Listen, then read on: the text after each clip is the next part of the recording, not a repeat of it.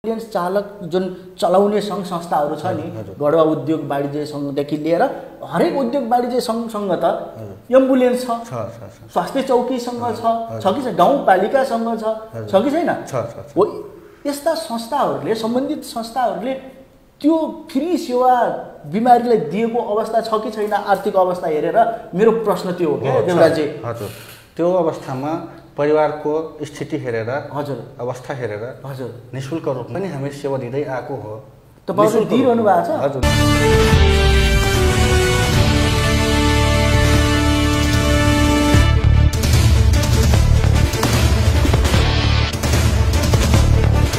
दर्शकबिन नमस्कार कार्यक्रम युवासँग युवाका कुरा कार्यक्रम युवा मञ्चमा यहाँहरूलाई हार्दिक स्वागत गर्न चाहन्छु कार्यक्रम युवा मञ्च हरेक हप्ताको शनिबार यसै समयमा सुन्न र हेर्न सक्नुहुन्छ कार्यक्रम युवा मञ्च सिधापत्र अनलाइन टेलिभिजनबाट प्रत्यक्ष रूपमा प्रसारण भइरहेको छ र हामी विशेष गरेर कार्यक्रम युवा मञ्चमा सृजनशील युवाहरू नेतृत्वदायी भूमिकामा रहेर युवालाई केही सिकाउन सक्ने युवाहरूले भावी पुस्ताले पनि ती युवाहरूबाट केही सिक्न सक्ने त्यस्ता प्रेरणादायक युवाहरूसँग आज हामी संवाद गर्छौँ कार्यक्रम युवासँग युवाका कुरामा कार्यक्रम युवा मञ्चमा हामी कुराकानी गर्ने गरिरहेका छौँ र आज पनि हामीसँग त्यस्तै सृजनशील युवा जसले नेतृत्वदायी भूमिका खेल्दै अहिले संयुक्त एम्बुलेन्स चालक सङ्घ नेपाल ट्रेड युनियन दाङ जिल्ला अध्यक्ष सृजनशील युवा मानव सेवामा समर्पित युवा देवीराज चौधरीसँग हामी उहाँलाई स्वागत गर्न चाहन्छौँ। देवीराजजी कार्यक्रममा स्वागत छ यहाँलाई। धन्यवाद। कार्यक्रम प्रस्तुता सिधापत्र अनलाइन.com युवा संवाद कार्यक्रम सञ्चालक खडक ओलीज्यू यहाँलाई धेरै धन्यवाद। आज हामी तपाईँसँग कुराकानी गर्दैछौँ। सम्भवतः हाम्रो कुराकानी गर्नेको उद्देश्य भनेको एम्बुलेन्स चालक सङ्घ नेपाल ट्रेड युनियन दाङ जिल्लाको तपाईँ अध्यक्ष हुनुहुन्छ। हजुर हजुर। यो कस्तो संस्था हो, यसले के काम गर्छ, यसको उद्देश्य के हो, यहाँबाट कार्यक्रमको हामी उठान गर्छौँ। कस्तो संस्था हो यो संयुक्त एम्बुलेन्स चालक सङ्घ नेपाल ट्रेड युनियन भनेको एम्बुलेन्स चालकहरूको हकहितको लागि एउटा मजदुरको आवाज उठाउने छात्र सङ्गठन हो। हजुर। यो मजदुरको हकहितको निम्ति सदैव तत्पर छ। हजुर। यो एकदमै बिना राजनीतिक शुद्ध सङ्गठन पनि हो यो हाम्रो सङ्गठन। भनेपछि तपाईँहरूको सङ्गठन यो भन्दै हुनुहुन्छ गैर राजनीतिक सङ्गठन हो, राजनीतिक भन्दा बिल्कुल बाहिर छ, टाढा छ। भनेपछि तपाईँहरू मानव सेवामा पनि समर्पित हुनुहुन्छ। तपाईँ आफै स्वयं एम्बुलेन्स सञ्चालक पनि हुनुहुन्छ। चालक पनि हो। हजुर। के छन् अहिले ठ्याक्कै भन्दा समस्याहरू एम्बुलेन्स चालक भइरहँदा अनि त्यसको नेतृत्व पनि तपाईँले अध्यक्ष भएर गरिरहँदा समस्याहरू चाहिँ के रहेछन्? यो एम्बुलेन्स चालक सङ्घभित्रका समस्याहरू चुनौतीहरू धेरै छन्। हजुर। यो एम्बुलेन्सको भाडा निर्धारण नहुँदा एउटा त्यो समस्या भयो। हजुर। त्यसपछि यो प्रदेश सरकार तथा केन्द्रीय सरकारले हजुर एम्बुलेन्सलाई स्तर उन्नतिको लागि रङरोगन गर्ने GPS जडान गर्ने भनेर उहाँहरूले एम्बुलेन्स चालकहरूलाई पत्रचार गर्नुहुन्छ, आह्वान गर्नुहुन्छ। हजुर हजुर। यो खासमा यो कार्य एम्बुलेन्स सञ्चालकहरूले गर्ने कार्य हो। चालकहरूलाई उहाँहरूले फोन गर्नुहुन्छ। त्यही पनि कुनै नियम नै छैन यसको। अब जिल्ला प्रशासन कार्यालय र CDO कार्यालयको जिल्ला प्रशासन CDO कार्यालय र जिल्ला स्वास्थ्य कार्यालयको माटाहातमा चल्ने हुने एम्बुलेन्सहरू भनेपछि यो संस्था चाहिँ चल्नुपर्ने एम्बुलेन्सहरू भनेको जिल्ला प्रशासन कार्यालय र जिल्ला जनस्वास्थ्य कार्यालयबाट चल्नुपर्ने हो होइन? तर यो चाहिँ चलाउँदैछ कसले, यो कसरी चलिरहेछ भन्दै हुनुहुन्छ तपाईँ? चाहिँ अरूले यसमा हस्तक्षेप गरे भन्न खोज्दै हुनुहुन्छ एम्बुलेन्समाथि? एम्बुलेन्समाथि हस्तक्षेप तपाईँको अन्य बिचौलिया तन्त्रहरू पनि थुप्रै छन् यसमा। यसमा पनि बिचौलिया तन्त्र हाबी छ एम्बुलेन्समा पनि? हजुर हजुर।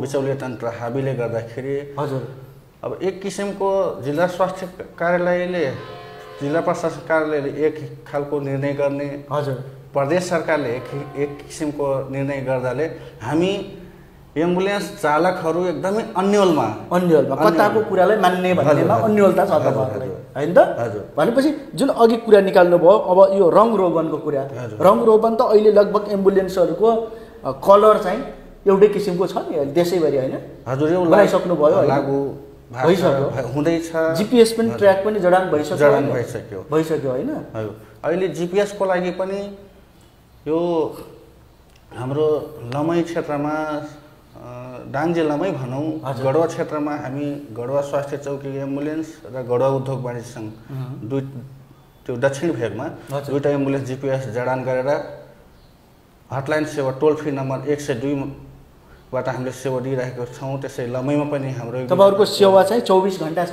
हजुर 24 घण्टा उपलब्ध हुन्छ कतिमा फोन गर्नु पर्यो यदि तपाईँहरूसँग कोही बिमारी भयो होइन गाउँमा कुनै दूरदराजमा भनेपछि तपाईहरूलाई सम्पर्क गर्नको लागि कुन चाहिँ नम्बर डायल गर्नु पर्यो? अब कतिपय आपतकालीन अवस्थामा नम्बर थाहा हुन्न सक्दैन त्यति बेला हटलाइन नम्बर तपाईँहरूको कति हो? 102 नम्बरमा 102 मा फोन गर्यो भने दाङ जिल्लाभरिका एम्बुलेन्सहरू अहिले 24 घण्टा सेवा दिन सक्छन् त्यो अवस्थामा छ अहिले छन् अहिले यो दाङ जिल्ला मात्रै नभएर प्रदेश 5 नम्बर प्रदेशभित्रै जति पनि जिपिएस जडान 102 मा दर्ता भएका एम्बुलेन्सहरू छन्। घोराईमा तुलसीपुरमा हाम्रो साथीहरू हुनुहुन्छ त्यता पनि उहाँहरूले पनि जिपिएस जडान गर्नुभएको छ कतिपयले गर्नुभएको छैन। आपतकालीन अवस्थामा 102 मा तपाईँले फोन गर्नु हो भने एम्बुलेन्स प्रादेशिक प्रेषण केन्द्र हालुबाङले कल फरवार्ड गर्छ त्यहाँ लोकेसन हेरेर नजिकमा कुन गाडी छ ओके नजिकमा कुन चाहिँ एम्बुलेन्स छ त्यहाँ चाहिँ उनीहरूले कल फरवार्ड गर्छन् तपाईँहरूकै कल आइपुग्छ होइन अनि त्यसपछि तपाईँहरू चाहिँ 24 आवर सेवा दिन तयार हुनुहुन्छ 24 घण्टा भनेर भन्दै हुनुहुन्छ कुनै समस्या छैन। अनि कहीँ न कहीँ अघि भर्खरै अगाडि उठाउनु भयो कि हामीमा भाडा दरको समस्या छ भाडा दर एउटै भएन एकरूपता भएन होइन मनपरी भाडा चाहिँ असुलिरहेको अवस्था छ भन्ने गुनासो पनि छ जनगुनासो छ क्या। अब यो वास्तविकता हो कि के हो? यो भाडा निर्धारणको विषयमा विगतका दिनमा 73-74 सालतिर भाडा निर्धारण गरेको त्यो भाडा निर्धारण दरले अहिले एम्बुलेन्सलाई ठेक्न सक्ने अवस्था छैन। त्यति बेला 71 रुपियाँ 72 रुपियाँ डिजलको भाउ थियो अहिले कति छ?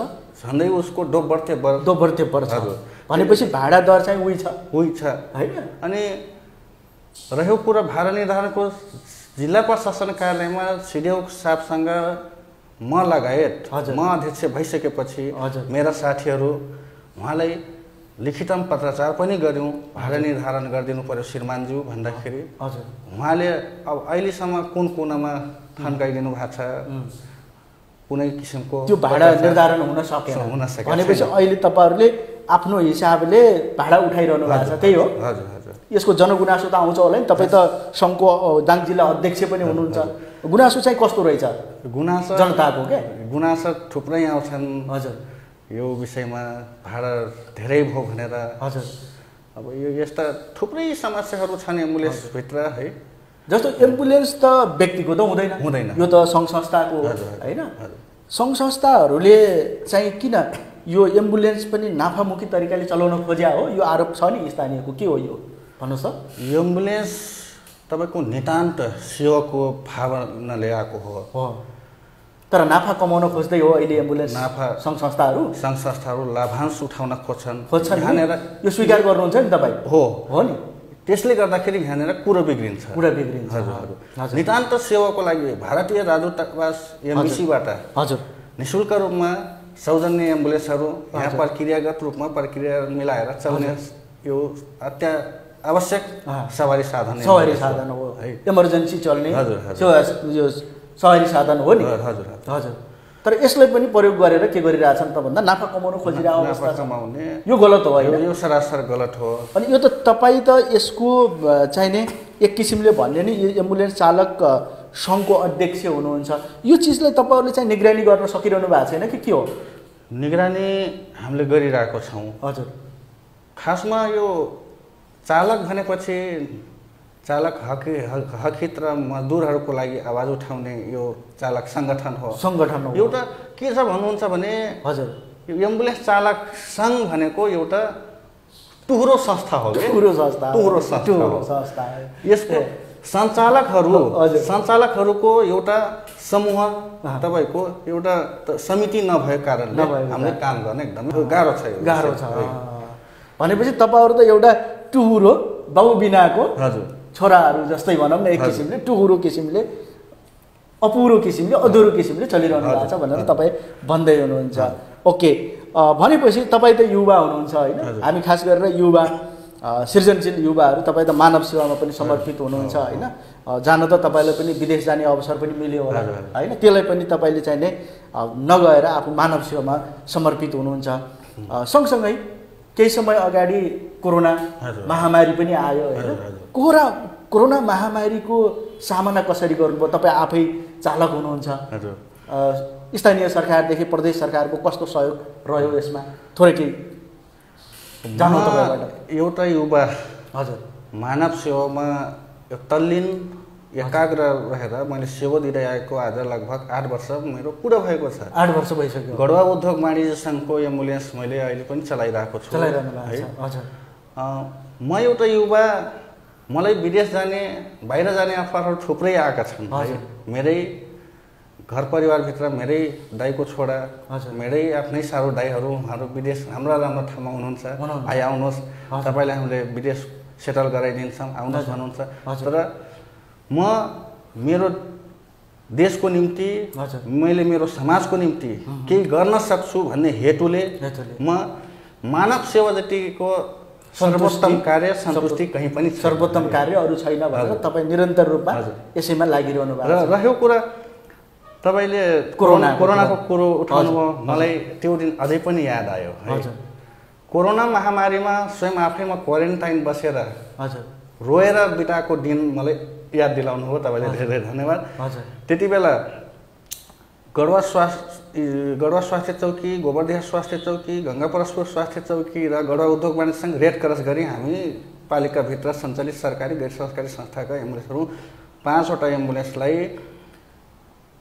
एम्बुलेन्सहरूको सुरक्षित आवासको लागि क्वारेन्टाइनको व्यवस्था मैले स्वयं मेरै पहलमा मैले उद्योग वाणिज्य सङ्घको अध्यक्ष त्यति बेला तत्कालीन अध्यक्ष रविलाल आचार्य दाई हुनुहुन्थ्यो वरिष्ठ उपाध्यक्ष खिम दाई हुनुहुन्थ्यो उहाँहरूसँग मैले समन्वय गरेँ उहाँहरूले पालिकाका कर्मचारी पालिकाका अध्यक्ष साधराम यादवजीसँग समन्वय गर्नुभयो त्यसपछि सुरक्षित आवास भयो अनि त्यसरी सेवा दिँदै आयौँ कोरोना महामारीमा कोरोना कालमा बिरामीहरूलाई त्यो पीडा देख्दा छटपट्टि देख्दाखेरि मलाई अझैसम्म आँसु झर्छ एम्बुलेन्स चालक हामी एकदमै छिछि र दोधुरको सामना पनि गरेर हेर्नुहोस् त्यति बेला है म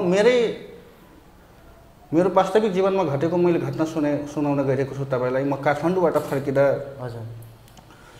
डाउन्नेमा रातभरि गाडी चलाएको थकान हेर्नुहोस् थकान महसुस है त्यहाँ कुनै चिज खानेकुरा माग्दाखेरि मलाई यस्तो नराम्रो व्यवहार गराउनु भयो त्यहाँ त्यो होटेलहरू कोरोना सर्छ भनेर अब म भनेपछि एउटा मानव सेवामा समर्पित व्यक्ति एम्बुलेन्स चालकलाई समाजले त्यो बेला त्यसरी हेर्यो त्यो एउटा दुःखको छेड दियो तर त्यसलाई पार गर्दै यहाँसम्म आउनुभयो यो एउटा सकारात्मक कुरा हो राम्रो कुरा हो सामना गर्नुभयो ओके अब हामीसँग समय पनि मेबी अब कम छ होइन हामी अब सर्टकटमा जाउँ अहिले समस्या तपाईँहरूको के हो होइन समस्या त तपाईँले भनिसक्नुभयो अब चाहिँ ठ्याक्कै तपाईँहरूलाई चाहिँ यो भइदिए चाहिँ हामीलाई सहज हुन्थ्यो भन्ने जस्तो के लाग्छ अब यो एम्बुलेन्स चालकहरूको लागि यो एम्बुलेन्सको विषयमा म अघि पनि उत्थान गरेको कुरा जिपिएस जडानको कुरा अनि भाडा निर्धारणको विषयमा अब यिनी कुरा प्रदेश सरकार र तपाईँको यो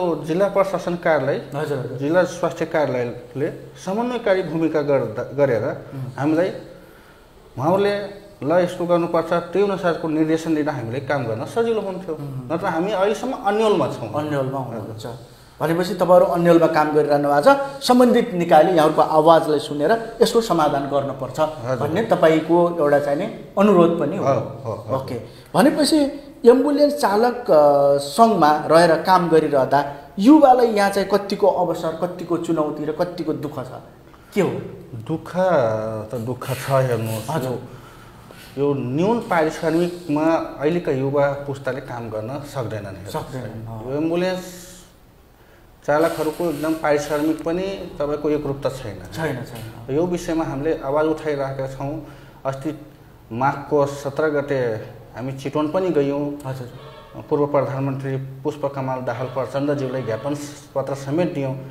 जस्तै हामी एम्बुलेन्स चालक परिवारभित्र कोही बिरामी पर्नु हो या स्वयं आफै बिरामी पर्यो भने हामीसँग उपचार गर्न सक्ने आर्थिक अवस्था हाम्रो बलियो छैन, सबल छैन, गाह्रो छ।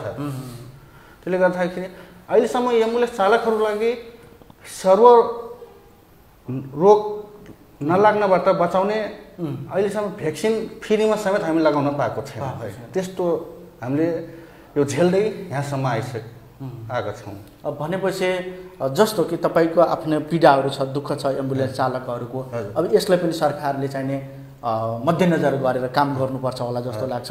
र सँगसँगै अब यो तपाईँहरूको जुन छ नि, जस्तै मानव एउटा गाउँमा बिमारी भयो, उसँग पैसा छैन होइन, हस्पिटलसम्म पुग्नलाई, अस्पतालसम्म पुग्नलाई त्यो किसिमको उनीसँग आर्थिक समस्या छ भनेपछि उनलाई एम्बुलेन्स चाहियो, फोन गरे पैसा छैन भनेपछि तपाईँहरूले चाहिँ त्यस्ता बिमारीहरूलाई के गर्नुहुन्छ? छोड्नुहुन्छ या लिएर जानुहुन्छ हस्पिटलसम्म? एकदमै राम्रो प्रश्न गर्नुभयो। हजुर, यो एम्बुलेन्स भनेको नितान्त सेवाको लागि हो, सेवाको भावले आएको हो। हजुर, अब कतिपय सबै मान्छेसँग धनाढ्य त हुनुहुन्न नि, एकदम विपन्न दूरदराजमा गरिबहरू छन् होइन, पैसा छैन, गरिबी छ, निशुल्क रूपमा पनि दिन सक्यो। वर्षमा 2-4 जनालाई निशुल्क दिँदैमा के बिग्रियो? तर त्यो अहिले छ कि छैन कि एम्बुलेन्स चालक जुन चलाउने सङ्घ संस्थाहरू छ नि, गढुवा उद्योग वाणिज्य सङ्घदेखि लिएर हरेक उद्योग वाणिज्य सङ्घसँग त एम्बुलेन्स छ, स्वास्थ्य चौकीसँग छ कि छैन, गाउँपालिकासँग छ कि छैन?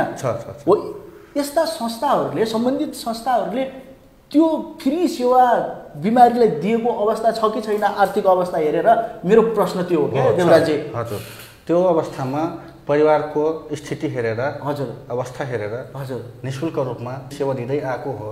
तपाईँले दिइरहनु भएको छ? हजुर, सेवा दिनुभएको छ, निशुल्क रूपमा पनि दियो, सेवा दिनुभएको छ, दिँदै आएको छौँ। हो, हजुर। त्यस्तो अवस्थामा पारिवारिक अवस्था हेरेर, पारिवारिक अवस्था हेरेर त्यस्तो अवस्थामा तपाईँहरूलाई चालकहरूलाई कतै दबाब त आउँदैन? दबाब संस्थासँग समन्वय गर्ने यस्तो विपन्न परिवार छ भनेर उहाँहरूको परिचय, त्यसको लागि पनि राजनीतिक पावर चाहिन्छ फेरि? त्यस्तो त छैन। कुनै नेताको पावर चाहिने, कुनै व्यक्तिको पावर चाहिने, त्यो त छैन। नितान्त त्यस्तो परिवार भयो भने उसले अस्पतालसम्म जानलाई त्यो एम्बुलेन्स सेवा पाउँछ। तपाईँ यो भन्दै हुनुहुन्छ होइन? तपाईँलाई फोन गरे, तपाईँहरूको चालकहरूलाई फोन गरे, त्यो नितान्त तपाईँहरू चाहिँ सेवामा समर्पित हुनुहुन्छ, सक्रिय हुनुहुन्छ, समस्या छैन होइन त? ओके, ठिक छ। हामी कार्यक्रमको अन्त्यमा छौँ देवरामजी। अब यो भनिदिनुहोस् कि मैले तपाईँलाई सोध्न भुलेको होइन, तपाईँले केही भन्न चाहेका केही छन् भने कृपया राखिदिनु होला। एम्बुलेन्स चालक सङ्घ, यो ट्रेड युनियन सङ्घ भनेको एउटा विशुद्ध, हजुर, यो बिना राजनीतिक एकदमै चालकहरूको हकहितको सङ्गठन हो। आपतकालीन सेवामा जति बेला पनि हाजिर हामी हुन्छौँ। हजुर, हजुरहरूसँग मेरो आवाज सुनिराख्नु भएको छ भने यो सञ्चार माध्यमबाट, हजुर, आपतकालीन अवस्थामा बिरामी वा घाइतेहरूलाई एम्बुलेन्स चाहिएमा हजुर, तपाईँले नम्बर खोज्नु पर्दैन। सबैसँग नम्बर थाहा हुन्न। यदि तपाईँलाई एम्बुलेन्स चाहियो भने 102मा डायल गरेर 102मा फोन गरे तपाईँहरू हाजिर हुनुहुन्छ। हजुर, जति एम्बुलेन्स आउँछ। हजुर, हजुर। र जाँदा जाँदै तपाईँले मैले एउटा हजुर के भन्न चाहन्छु भने, हजुर, सेवा दिने एम्बुलेन्सबाट हजुर कुनै किसिमको बिचौलिया प्रवृत्ति अथवा कुनै प्रकारको कमी कमजोरी महसुस भएमा, कुनै जिज्ञासा भएमा मलाई जहिले जतिखेर पनि हजुर सम्पर्क गर्न सक्नुहुन्छ। हजुर, हस्, समय र संवादका लागि यहाँलाई धन्यवाद। धन्यवाद। दशबिन आज हामीसँग हुनुहुन्थ्यो संयुक्त एम्बुलेन्स चालक सङ्घ नेपाल ट्रेड युनियन दाङ जिल्ला अध्यक्ष सृजनशील युवा मानव सेवामा समर्पित देवीराम चौधरी। आज हामी उहाँसँग संवाद गऱ्यौँ। अर्को हप्ता अर्को अतिथिसँग हामी कुराकानी गर्नेछौँ, त्यो पनि युवाहरूसँग। हामी विशेष गरेर कार्यक्रम युवासँग, युवाका कुरा, कार्यक्रम युवा मञ्चमा हामी विशेष गरेर युवासँग कुरा गर्छौँ। तपाईँहरू पनि यदि कुराकानी गर्न इच्छुक हुनुहुन्छ भने कृपया सिधापत्र अनलाइन टेलिभिजनलाई फलो गर्नुहोला र टेलिभिजन हेरेर त्यसपछि केही सल्लाह सुझाव र प्रतिक्रिया कार्यक्रमलाई अझै थप आकर्षण बनाउनलाई, आकर्षित बनाउनको लागि, अझ राम्रो बनाउनलाई, प्रभावकारी बनाउनलाई के चाहिँ गर्न सकिन्छ त्यो सल्लाह सुझाव पनि हामीलाई दिँदै गर्नुहोला। आजको कार्यक्रमबाट म खड्ग ओली बिदा हुन्छु र क्यामेरामा साथ दिने भाइ टेकेन्द्रलाई पनि धेरै धेरै धन्यवाद दिँदै म खड्ग ओली बिदा हुन्छु। सीतापुत्र अनलाइन टेलिभिजन हेर्दै गर्नुहोला। नमस्कार।